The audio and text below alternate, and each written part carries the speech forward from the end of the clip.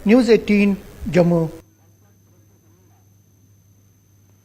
चलिए आगे बढ़ेंगे खबरों में। सुरक्षा बलों ने गुलाबतंत केलर से 2 आतंकियों को गिरफ्तार किया है। गिरफ्तार उग्रवादियों के नाम गौहर मंजूर भट्ट और आबिद हुसैन नंदा हैं।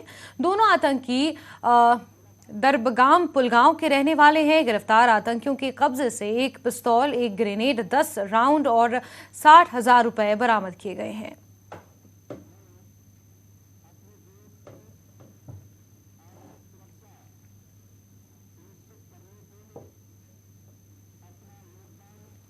वहीं गुजरात में मोरबी हादसे का सीसीटीवी फुटेज सामने आया है। इस फुटेज में पर्यटकों को पुल पर मौज मस्ती करते हुए सेल्फी बनाते हुए देखा जा सकता है, लेकिन अगले ही पल ब्रिज गिर जाता है और लोग नदी में समा जाते हैं। आपको बता दें कि गुजरात के मोरबी में हुए हादसे में अब तक 132 से ज्यादा लोगों की मौत हो चुकी है।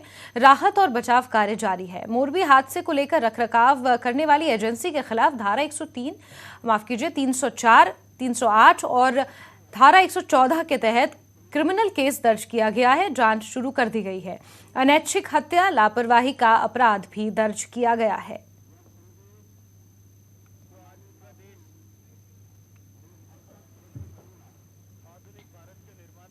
तो 2 तस्वीरें आप देख सकते हैं। ये उस वक्त की तस्वीरें हैं जब ये हादसा हुआ, और पहली तस्वीर में राहत बचाव कार्य जिस तरीके से किया जा रहा है उसकी तस्वीर आप देख सकते हैं। लगभग 400 से 500 लोगों का जमघट इस पुल के आसपास बना हुआ था जब ये पुल हादसे का शिकार हुआ, और आप देख सकते हैं 132 से ज्यादा लोगों की जान इसमें चली गई है। राहत बचाव कार्य किया जा रहा है। आपको बता दें कि एसआईटी जांच के भी आदेश इस पूरे हादसे को लेकर अब दिए गए हैं, और हादसे का सीसीटीवी फुटेज भी सामने आया है। और आप देख सकते हैं 2 तस्वीरें जहां एक तरफ राहत बचाव कार्य किया जा रहा है, भारी मात्रा में एम्बुलेंस यहां पर मौजूद है, लोगों को निकालने की मशक्कत की जा रही है। वहीं दूसरी तरफ आप तस्वीर देख सकते हैं, ये सीसीटीवी फुटेज उस वक्त का है जब मोरबी ब्रिज हादसे का शिकार हुआ और 132 लोगों की इसमें जान चली गई है। आपको बता दें अभी भी राहत बचाव कार्य वहां पर जारी है।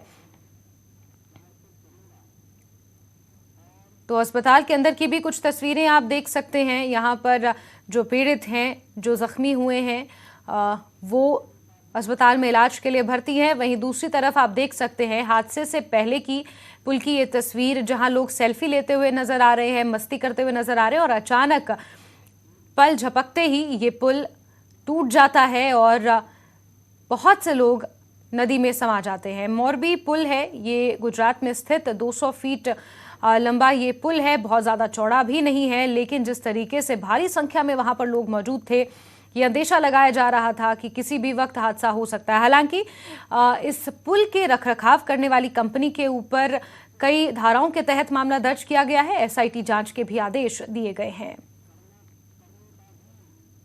चलिए आगे बढ़ेंगे खबरों में। राष्ट्रीय एकता दिवस के मौके पर प्रधान